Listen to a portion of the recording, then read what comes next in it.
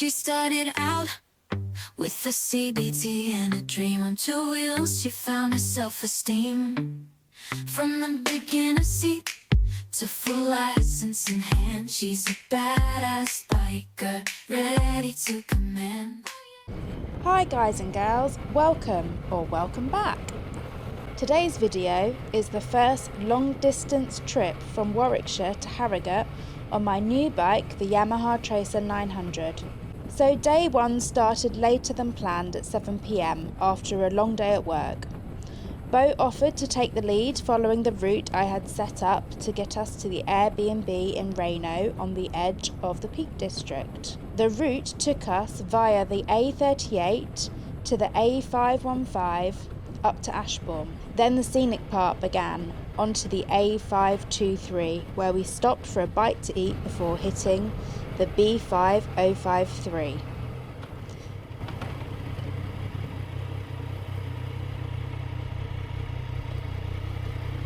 Is that leant over enough? Sure. I'm always a bit worried that it's just going to go. Do you want me to put it on the centre stand? No. Don't you want for dinner? No. Let's get some chips. Yeah. Just chips? Yeah, I think so. Chips and curry sauce? Pardon? Chips and curry sauce? Yeah. Could you also find out if they've got a loo? No. As you can see, the light was dropping now, which was making me slightly anxious as I knew we still had the Cat and Fiddle road to ride, which I was hoping to ride in daylight and not in the dark. On we rode onto the A53. My first challenge before even getting onto the Cat and Fiddle road was a very tight switchback, as you can see from the sat-nav.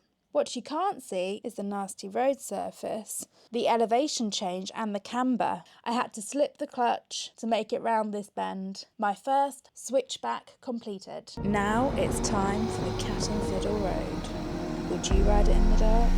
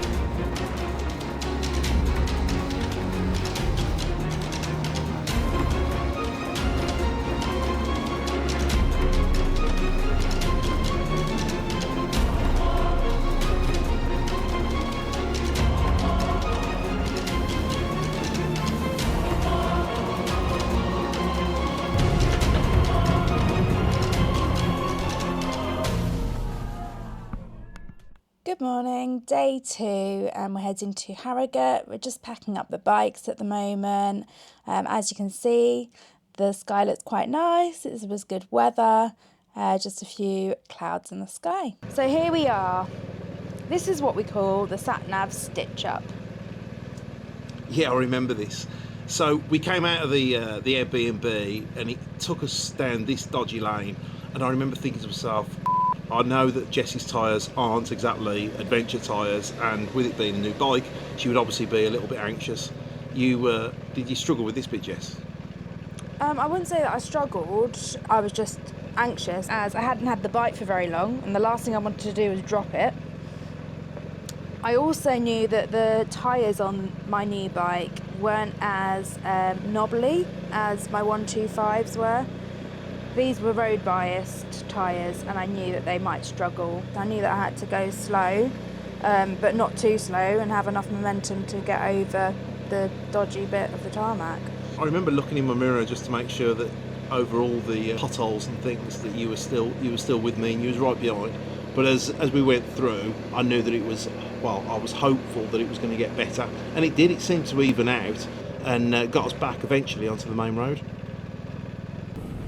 So that Airbnb was all right, wasn't it? Yeah, it was quite basic, but had everything that we needed. And by the time we got there, we was absolutely well, I was shattered, and I think you was too. Yeah, wasn't you? yeah, I was knackered. You've been at work all day.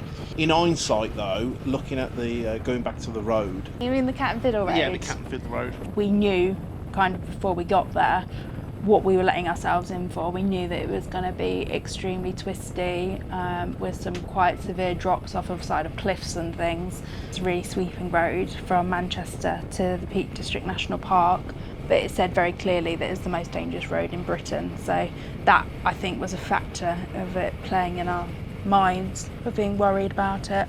I think that's why they've put the speed cameras on there, though, haven't they? To reduce the amount of deaths. If you reduce the speed, invariably you reduce the deaths, and I think that's why they're there for. So yeah, I don't think I could have ridden it any slower, if I'm honest.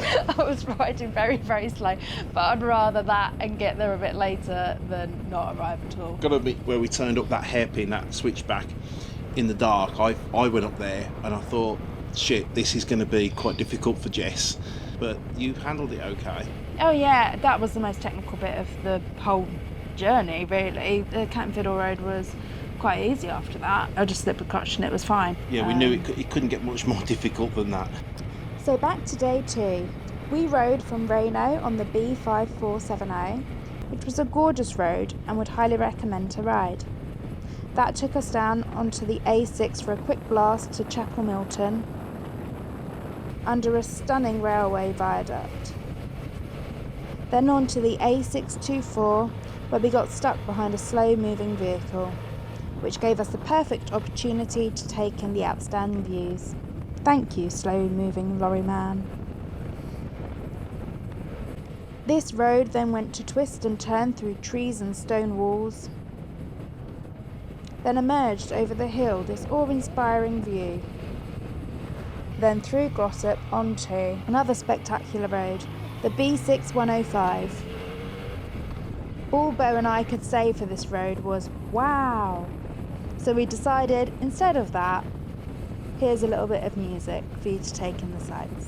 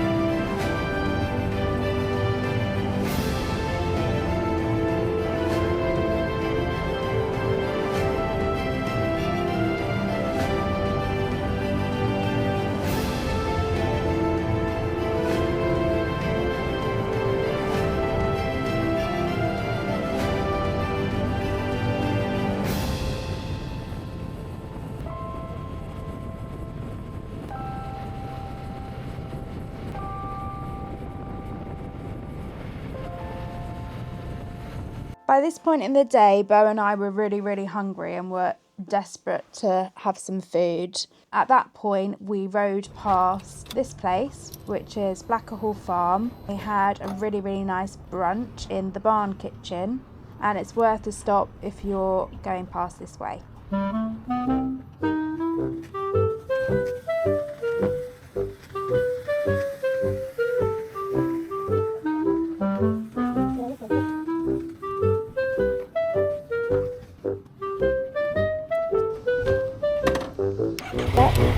still waiting. So after our quick stop for some food and a little bit of a break, we need to get on the road again and get to Harrogate. As I said earlier in the video, it was our friend's wedding, So we needed to get there, get to the hotel, check in, have a quick shower, get changed and then get to the wedding. So I've only been to Harrogate once before and it's really, really pretty. We're staying in the travel lodge, and the car park that was next door to the travel lodge, it's free parking for motorcycles, which was really, really good. And it also got locked at a certain time at night. I think it's around 9 o'clock at night. So that kind of gave us the reassurance that the bikes were quite secure, along with obviously our usual security that we usually put on there. So we got to the hotel and it had everything that we needed apart from a hairdryer. Apart from that, it was a really good day. So that's the end of day 2.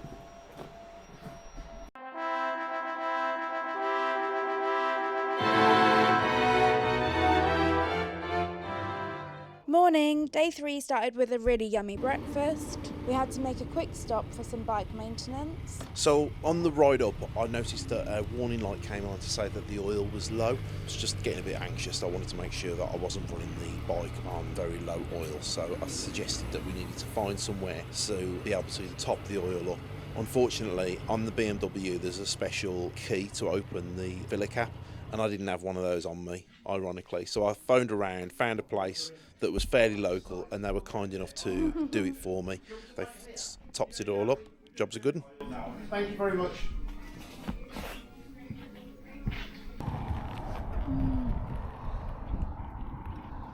The Yorkshire Dales. We rode past Skipton Castle on the right hand side, and then through Skipton Town Centre, which was really, really pretty. Had lots of like cobbled stone streets, and it just looked really idyllic and really charming little town. Unfortunately we couldn't stop because it was extremely busy and you could tell it was a tourist hotspot. So yeah, we rode through here because it's en route to Glossop. We're heading to Glossop because we've got a hotel there at the travel lodge, which is where we're staying tonight. We decided to pull over here because the road looks stunning and we thought it would be a great opportunity to snap a photo.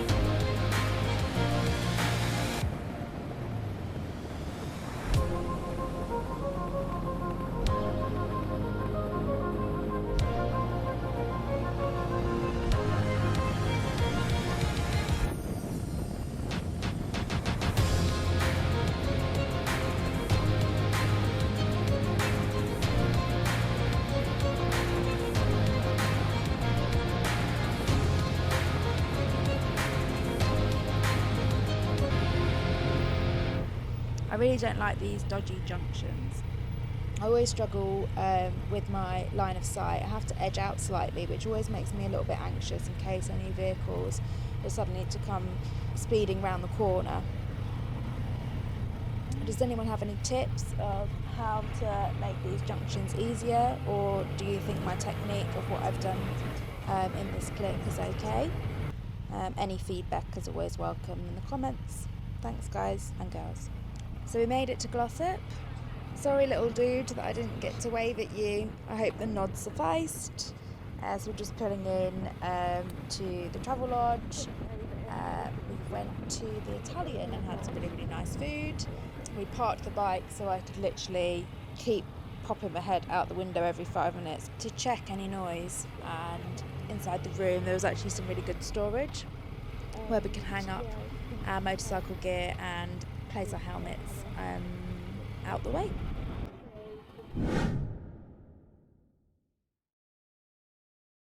Ready to rumble? Mm-hmm.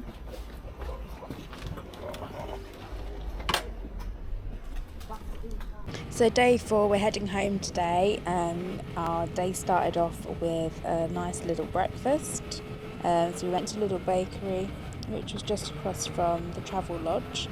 So we walked over there and grabbed some nice pain au chocolates, some apple turnover type things.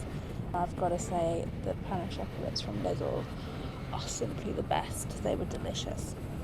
So yeah, we are heading home today. We wanted to ride the Snake Pass road from Glossop into the Peak Districts to the reservoir.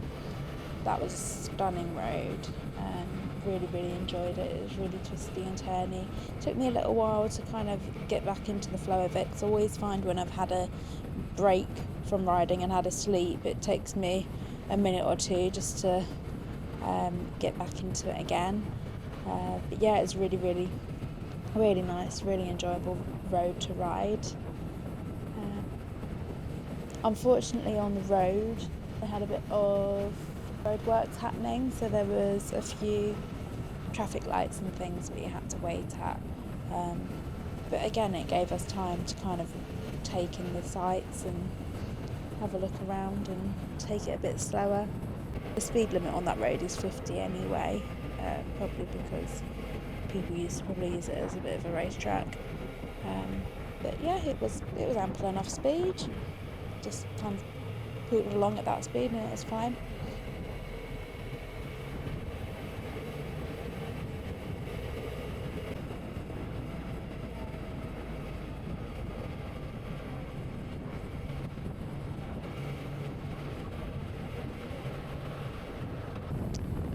I always find that when we're riding through pine trees, it immediately takes me back to when we were riding through Tenerife. So we went to Tenerife for Bo's big birthday.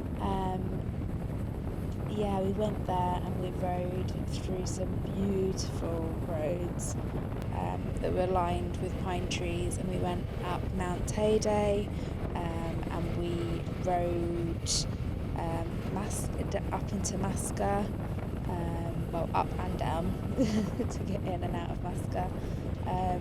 If you've not ridden those roads, I would highly recommend taking a trip to Tenerife. We hired a Yamaha Tracer 700, which first kind of got me interested in the Yamaha Tracer because it actually handled us 2 up absolutely fine up some quite tricky passes and roads, and yeah, it didn't miss a beat. So we hired that from, I think it was called Cafe Moto. I'd have to check. I'll put it up on the screen if that's not the correct name.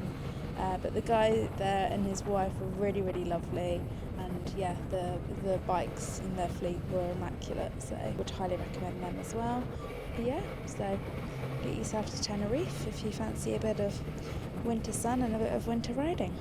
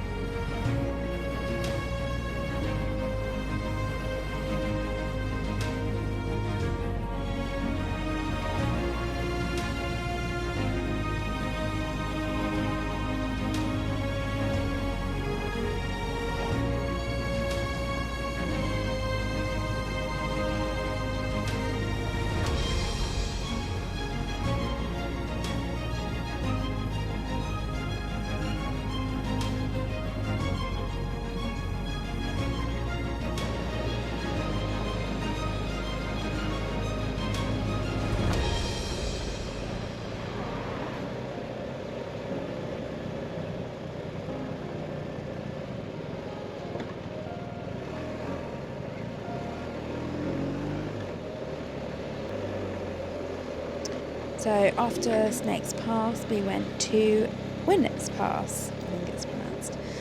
We've been through there before, and it is beautiful. It's just a really lovely little stretch of road, and yeah, when we're that way, we always ride through there because it's just a really nice place to be. This is the first time me riding through it on the Tracer, so yeah, we thought we'd go back there.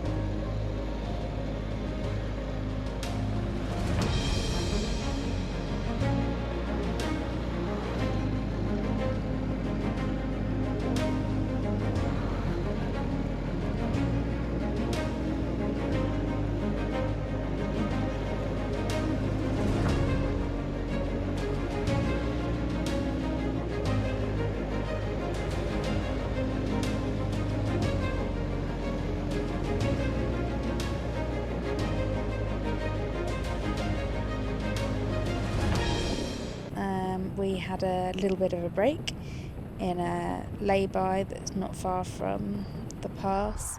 Had a cup of tea, had a bit of a chat.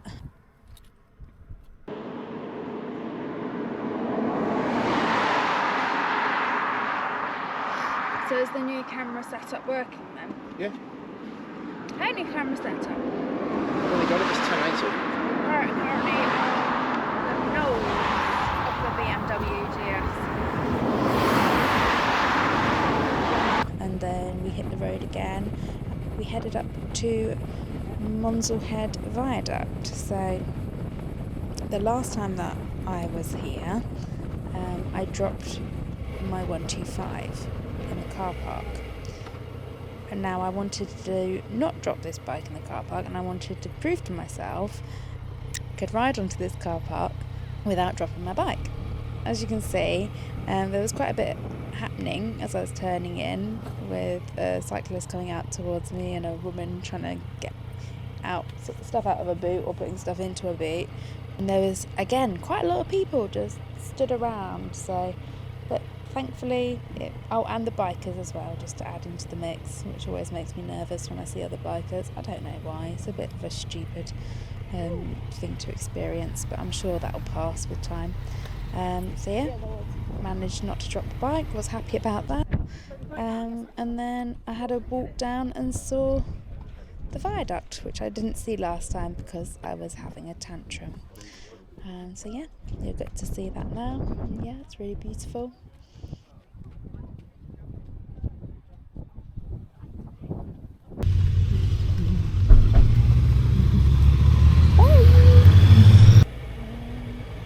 And after that, it was basically heading home. We went via Bakewell because we love Bakewell, and yeah, had a nice ride back.